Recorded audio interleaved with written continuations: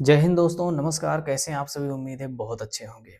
LUT यानी letter of undertaking क्या आपके लिए ज़रूरी है या नहीं? बहुत सारे लोगों ने कमेंट सेक्शन में ये सवाल पूछा था, तो आज इस टॉपिक पर मैं आप लोगों के लिए वीडियोस बना रहा हूँ। इस वीडियो में कंप्लीट मैं आप लोगों के लिए बताऊंगा कि अगर आप जीएसटी होल्डर हैं, तो किसके लिए एलयूटी कंपलसरी है, किसके लिए एलयूटी की कोई ज़रूरत नहीं है। क्योंकि बहुत सारे ऐसे भी लोग हैं जिनको एलयूटी की ज़रूरत नहीं है, लेकिन वो इसीलिए परेशान है कि उनको एलयूटी लेना चाहिए या नहीं। और बहुत सारे ऐसे लोग हैं जिनके लिए एलयूटी ज़रूरी है, लेकिन वो इस चीज़ को इग्नोर किए जा रहे हैं, भाई हम क्या करेंगे एलयूटी लेकर। तो मैं आपको बता दूं कि दोनों ही केसेस में आपको ये वीडियो देखना बहुत ज़रूरी है, क्योंकि अगर आप एलिजिबल नहीं हो तो आपको परेशान होने की ज़रूरत नहीं है, और अगर आप एलिजिबल हो तो आप अपने लिए बहुत बड़ी प्रॉब्लम खड़ी कर रहे हैं एलयूटी को ना लेकर के। मैं अपने केस में बताऊं तो मैं एलयूटी के लिए एलिजिबल था, लेकिन मैंने इस चीज़ को 1 साल तक इग्नोर किया। बाद में मेरे चार्टर्ड अकाउंटेंट ने बताया कि भाई आप बहुत बड़ी गलती कर रहे हो, इससे पहले कि आपको नोटिस इश्यू हो जाए, आप फ़ौरन इसे ठीक कर लो। मैंने टाइम रहते ये चीज़ ठीक कर लिया और एलयूटी के लिए अप्लाई किया। विदिन 1 मंथ के अंदर मुझे एलयूटी इश्यू हो गया।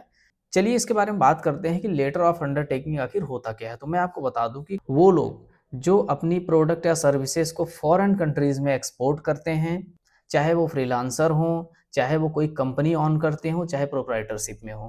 अगर आप फॉरेन में यानी अपनी कंट्री इंडिया के बाहर किसी भी कंट्री में अपनी सर्विसेज को या प्रोडक्ट को एक्सपोर्ट करते हैं, तो ऐसे केसेस में आपको एलयूटी लेना कंपलसरी हो जाता है। जैसा कि आप सब जानते हैं कि जब भी हम कोई सर्विस या प्रोडक्ट को फॉरेन में एक्सपोर्ट करते हैं तो उस पर हमें जीएसटी नहीं देना पड़ता है, लेकिन आपको एलयूटी के अंदर इनवॉइस इशू करना बेहद ज़रूरी होता है, जिसके ज़रिए गवर्नमेंट को ये क्लियरली पता होता है कि आपने कितने पैसे की सर्विसेज या प्रोडक्ट फॉरेन में एक्सपोर्ट किए हैं। अब चलिए बात करते हैं कि कौन लोग इसके लिए एलिजिबल होते हैं और किसको इसकी ज़रूरत नहीं पड़ती है। अगर आप जीएसटी होल्डर हैं, आप कोई भी प्रोडक्ट या सर्विसेज चाहे अपने स्टेट के अंदर सप्लाई करते हैं, चाहे इंटर स्टेट यानी स्टेट के बाहर सप्लाई करते हैं, लेकिन आप अपने प्रोडक्ट एंड सर्विसेज को इंडिया से बाहर नहीं लेके जा रहे हैं, मतलब इंडिया के अंदर ही है, तो आपको एलयूटी की ज़रूरत नहीं है, आपके लिए जीएसटी नंबर काफ़ी है।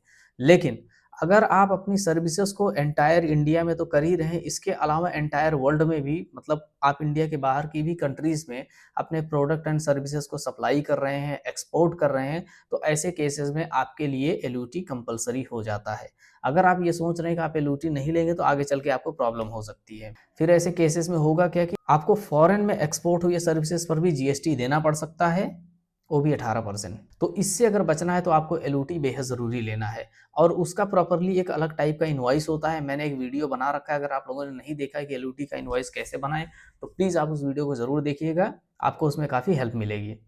अब बात करते हैं कि एलयूटी को अप्लाई कैसे करना है। तो मैं आपको बता दूं, यहाँ पर मैं आपको लैपटॉप में अप्लाई करके दिखा सकता था, लेकिन अगर आपको फाइनेंशियली कम समझ है तो प्लीज़ आप अपने सीए यानी चार्टर्ड अकाउंटेंट से बात कीजिए, वो आपके लिए ये काम ज़रूर कर देगा। अब बात करते हैं कि अगर आपको एलयूटी लेना है तो इसके लिए एलिजिबिलिटी क्या होनी चाहिए। तो मैं आपको बता दूं, एलयूटी लेना जीएसटी लेने जैसा नहीं होता, इसका प्रोसेस ही बिल्कुल डिफरेंट है। इसमें लगते हैं 2 विटनेस और उनके आधार कार्ड। मान के चलिए मैंने जीएसटी ले रखा है और मुझे एलयूटी भी चाहिए, तो अब मुझे 2 विटनेस लाने होंगे, चाहे वो मेरा दोस्त हो सकता है, मेरे रिश्तेदार हों, मेरे घर के कोई भी सदस्य हों, उनका आधार कार्ड लगता है और उनका पैन कार्ड लगता है। इसके बाद ये डिटेल्स के थ्रू एलयूटी के लिए अप्लाई होता है, विदिन 1 मंथ के अंदर आपको एलयूटी इशू हो जाता है। इसके बाद वो भी जीएसटी की तरह एक सर्टिफिकेट मिलता है, उसको आपको निकाल करके फ्रेम करके आपको अपने ऑफिस या घर में जहाँ से भी आप बिज़नेस ऑपरेट कर रहे हैं वहाँ लगा देना है। Then you can easily operate your business. तो आपको बस इतना सिंपल सा ध्यान रखना है कि अगर आप फॉरेन में अपनी सर्विसेज को एक्सपोर्ट कर रहे हैं तो एलयूटी यहाँ पर आपके लिए बहुत ही ज़्यादा कंपलसरी हो जाता है, और अगर आप नहीं कर रहे हैं तब फिर ये आपके लिए मैटर नहीं करता। और कुछ लोगों के मन में सवाल आएगा कि हम जैसे यूट्यूब चैनल चला रहे हैं, हमारे पास जीएसटी है, तो क्या यहाँ पे भी एलयूटी लग सकता है? तो मैं आपको बिल्कुल बता दूं, लगेगा, क्योंकि यूट्यूब की पेमेंट जो है वो इंटरनेशनली आती है, बाहर से आयरलैंड वगैरह या अमेरिका से आती है, तो यहाँ पर भी एलयूटी एप्लीकेबल होगा। तो अगर आप जीएसटी होल्डर पहले से हैं तो आप प्लीज़ अप्लाई कर लें इसके लिए भी, ताकि इन फ्यूचर आपको कोई भी दिक्कत ना आए। तो मुझे उम्मीद है आपको समझ में आ गया होगा। तो चलिए फिर किसी और ऐसी वीडियो के साथ मिलेंगे, तब तक के लिए जय हिंद, वंदे मातरम।